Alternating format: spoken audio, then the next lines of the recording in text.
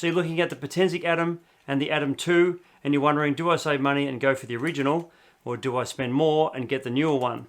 I've flown both, in fact I own both, and I've tested them side by side, and today I'm going to show you the real differences, what surprised me, and why I almost made the wrong choice myself. Both the Atom and the Atom 2 are under 250 grams, so you won't need to register them in most countries. They're foldable, beginner friendly, and designed for people who want good quality footage without breaking the bank. You get 4K video on both, GPS positioning, and electronic stabilization. They both work with Potensic's companion app, and both include intelligent flight modes like Follow Me, Orbit, and Quick Shots and things like that.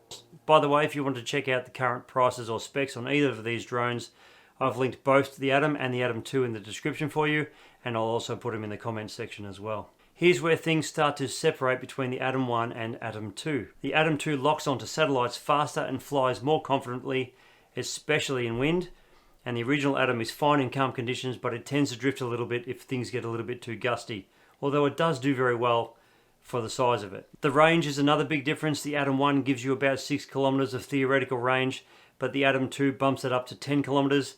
But in real world use, that meant fewer signal dropouts and a clearer live feed. Now, both drones do shoot in 4K, but not all 4K is created equal. The Atom, the 1, has a 1/3 sensor, and the Atom 2 has a 1/2-inch sensor, which makes a big difference.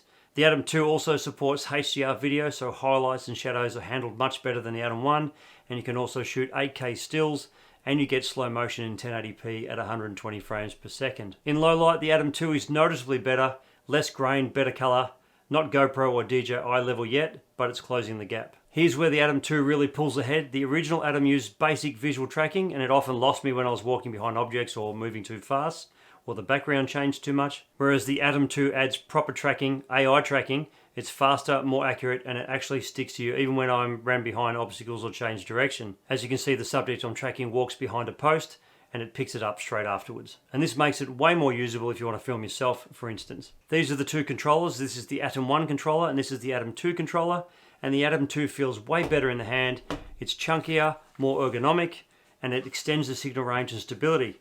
Plus, it'll hold quite a large screen or phone. Another huge win, the live video feed. The Atom 1 streams to your phone in 720p, but the Atom 2 at 1080p at 30 frames a second. And that may not sound like much of a big deal, but it makes flying smoother and framing your shots much easier. And here's the thing that nobody tells you. The Atom 1 can feel a bit buggy. I've had it freeze in the app, lose GPS lock randomly, or take forever to calibrate. The Atom 2 is a much more stable experience overall. Having said that, the Atom 1 is a fantastic drone. Don't get me wrong, I'm not ragging on the Atom 1 for any particular reason.